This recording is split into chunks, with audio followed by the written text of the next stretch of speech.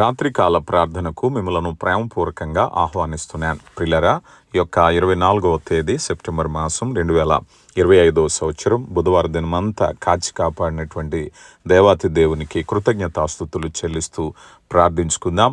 ముఖ్యంగా ముందుగా వాక్య ధ్యానాన్ని కలిగి ఉందాం. సమూయేలు మొదటి గ్రంథము 17వ అధ్యాయము 47వ వచనం. అప్పుడు యెహోవా కత్తి చేతను ఈటి చేతను రక్షించువాడు కాడని ఈ దండువారందరూ తెలుసుకుందరు. యుద్ధము యెహోవాదే, ఆయన మిమ్మును మా చేతికి అప్పగించినని చెప్పాను.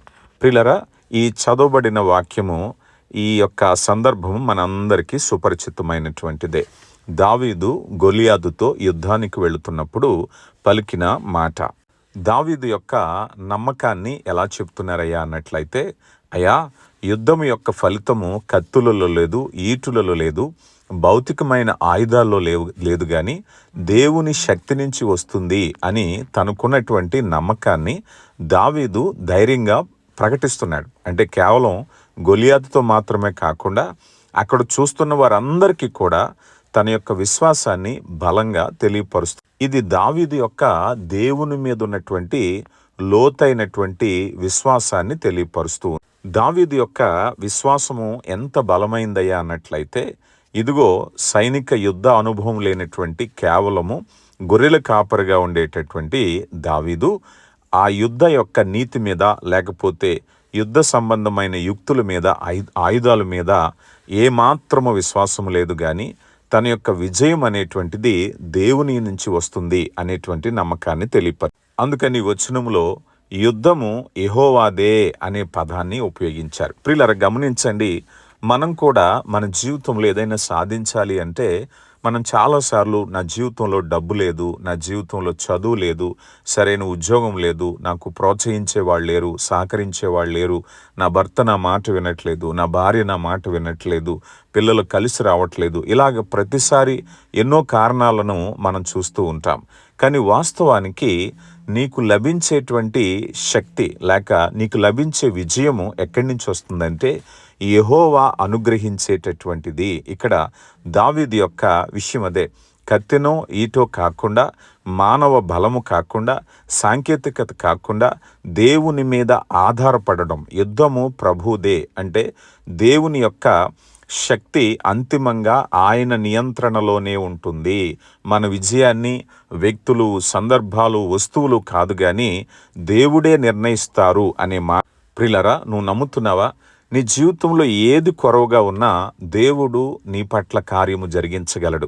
జకర్యా గ్రంథం 4వ అధ్యాయము 6వ వచనంలో యెహోవా వాక్కు ఇదే, శక్తి చేతనైనను బలము చేతనైనను కాక నా ఆత్మ చేతనే ఇది జరిగింతునని సైన్యములకు అధిపతియగు యెహోవా సెలవిచ్చుచున్నాడు. ప్రియులారా, ఏ లోపమున్నా, ఏ లోటున్నప్పటికీ నీ జీవితంలో నీకు రావాల్సినటువంటి విజయానికి ఏమాత్రము కూడా అవధులు లేని కార్యాన్ని దేవుడు జరిగిస్తారు.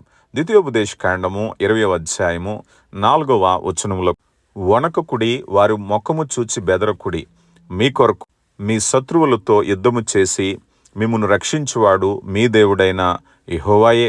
నీ శత్రువు ఏదైనా కావచ్చు. మనశ్శాంతి లేకపోవటమా, అప్పుల, అనారోగ్యమా, వ్యతిరేకతల, విమర్శల, నీ శత్రువు ఏ రూపంలో వచ్చినా నీ తండ్రి అయిన దేవుడు వాటి నుంచి నిన్ను విడుదల చేయగలడు. దినవృత్తాంతాలు 2వ గ్రంథము 20వ అధ్యాయము 15వ వచనం. యూదావారులారా, యెరూషలేము కాపురస్తులారా, యెహోషాపాతు రాజా, మీరందరూ ఆలకించుడి. యెహోవా సెలవిచ్చినదేమనగా, ఈ గొప్ప సైన్యమునకు మీరు భయపడకుడి, జడియకుడి. ఈ యుద్ధము మీరు కాదు, దేవుడే జరిగించును. ప్రియులారా, మన పట్ల యుద్ధం చేయటానికి దేవుడు ఇష్టపడుతున్నాడు. ప్రేమ కలిగిన దేవుడు. నువ్వు ఒంటరిగా ఉన్నావు అనుకుంటున్నావేమో, నీకెవరు సహకరించట్లేదు, మాట సహకారం లేదు, ఎవరు కలిసి రావట్లేదు అనుకుంటున్నావేమో, కానీ నీ పక్షంగా యుద్ధం చేయటానికి నీ దేవుడు ఇష్టపడుతున్నారు. కనుక నీ జీవితంలో ఎప్పుడు కూడా నేను ఒంటరిని అనే భావాన్ని ఎప్పుడు కలిగించదు. ఎందుకంటే దేవుడు నీ పక్షంగా యుద్ధము చేసే ప్రియులారా, నీ సొంత ప్రయత్నం చేయొద్దని దేవుడు చెప్పట్లేదు కానీ నీ సొంత ప్రయత్నం చేసేటప్పుడు ఇది సరిపోదనే భావాన్ని ఎప్పుడు కలిగించొద్దు. నువ్వు చేయగలిగిన ప్రయత్నాన్ని నువ్వు చేస్తే నీ ప్రయత్నానికి ఆయన శక్తిని జోడిస్తారు. మీ జీవితంలో ఏ రంగంలోనైనా దేవుని శక్తిపై ఆధారపడకుండా మీ సొంత బలము వనరులపై ఆధారపడుతున్నట్లయితే ఇదిగో ప్రభుకి అప్పగించి నువ్వు ప్రయత్నించు. యుద్ధము యెహోవాదే అని దావీదు ప్రకటన చేస్తూ ఉన్నాడు. దేవుని శక్తి మీద దావీదుకు విశ్వాసం ఉంది కదా. దేవుడు తప్పక నీ జీవితంలో కూడా ఆ గొప్ప కార్యాన్ని చేయటానికి ఇష్టపడుతుంది. ప్రియులారా, దేవుడు మిమ్మల్ని దీవించునుగాక. ప్రార్థించుకుందాం. తలలు వంచండి. మీ ప్రార్థన అవసరతలు కామెంట్ రూపంలో తెలియపరచండి. మా వ్యక్తిగత అనుదిన ప్రార్థనలో గుర్తు చేసుకుంటాం. శక్తివంతుడా, ప్రేమ కలిగిన దేవా, నిత్యుడగు తండ్రి, మహోన్నతుడా, పవిత్రమైన శాశ్వతమైన ప్రేమ చేత మమ్మల్ని ప్రేమించి మమ్మల్ని నడిపిస్తున్న దేవా, మా కొరకై మీ యొక్క కుమారుని బలియాగముగా అర్పించి అయా మమ్మను పరిశుద్ధులుగా నిలవబెట్టుటకు కృపనిచ్చిన దేవా, మీకే మహిమ చెల్లిస్తున్నామయ్యా. ఏ పాటి వారము నాయనా, ఇదిగో నాయనా మీ కృపను విస్తరింపచేస్తున్నారు నాయన. గడిచిన దినమంతట్లో మీ కాపుదల అనుగ్రహించారు. మా పనిపాట్లో రాకపోకలో మీ సన్నిధిని తోడుగా ఉంచారు నాయన. ముఖ్యంగా దినమంతట్లో తలంపు వలన, క్రియ వలన, మాట వలన మీకు విరోధంగా పాపము అపరాధము చేసినట్లయితే మన్నించండి, సరిదిద్దండి నాయన.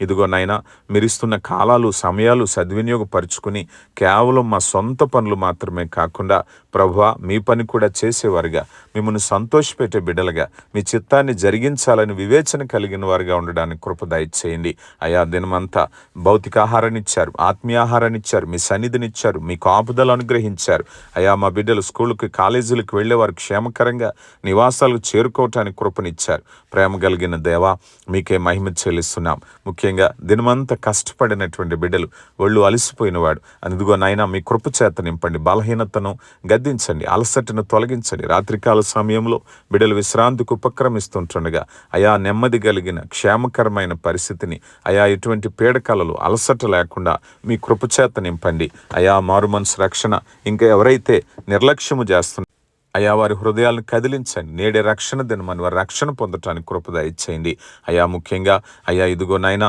బిడ్డల యొక్క సంపూర్ణ ఆరోగ్యాల కొరకు ప్రార్థిస్తున్నాం అయా. మీరు ఇస్తున్నటువంటి సమయాన్ని సద్వినియోగపరచుకుని ఆత్మీయులుగా, పరిశుద్ధులుగా, ఆత్మఫలాలు ఫలించేవారుగా అయా ఇదిగో నాయన మాలో శరీర కార్యాలను జయించుటకు మీరు ఇస్తున్న అవకాశాన్ని సద్వినియోగపరచుకోవటానికి కృప దయచేయండి అయా. బలహీనులు, అనారోగ్యంగా ఉన్నవారు అయా, మరి ఇదిగో నాయన ప్రార్థనలు ఏకీభవిస్తున్న బిడ్డలు ఎవరైతే అనారోగ్యంతో ఉన్నారో, ఏ గాయపడి ఉన్నారో గాయాలను కట్టండి అయ్యా. అయా షుగర్లు, బీపీలు, కీళ్ల నొప్పులు, గుండె సంబంధిత వ్యాధులు, నరాల బలహీనతలు, థైరాయిడ్ సమస్యలు అయా, లివర్ ఇన్ఫెక్షన్స్ ఉన్నవారు, గైనిక్ ప్రాబ్లమ్స్ ఉన్నవారు, పీసీఓడి ప్రాబ్లమ్స్ ఉన్నవారు, రక్తంలో శుద్ధి లేనటువంటి వారు, చర్మ వ్యాధులతో బాధపడుతున్నవారు అయా, దీర్ఘకాలిక సమస్యలు, ప్రతి సమస్య నుంచి నజరేయుడైన క్రీస్తు నామంలో విడుదల కలగచేయమని వేడుకుంటున్నాం అయా. మీ కృప చేత నింపండి. గర్భఫలం లేని బిడ్డల కొరకు ప్రార్థిస్తున్నాం అయా. మీ కృప చేత నింపండి. సొంత గృహాలు లేని వారి కొరకు ప్రార్థిస్తున్నాం. కృప చేత నింపండి. ఉపాధి లేని వారు, ఉద్యోగాలు లేని వారి విషయంలో కృప దయచేయండి. మా యవన బిడ్డలను దీవించండి. వారి చదువులు, ఉద్యోగ, వివాహ ప్రయత్నాల్లో మీరు ఉండండి.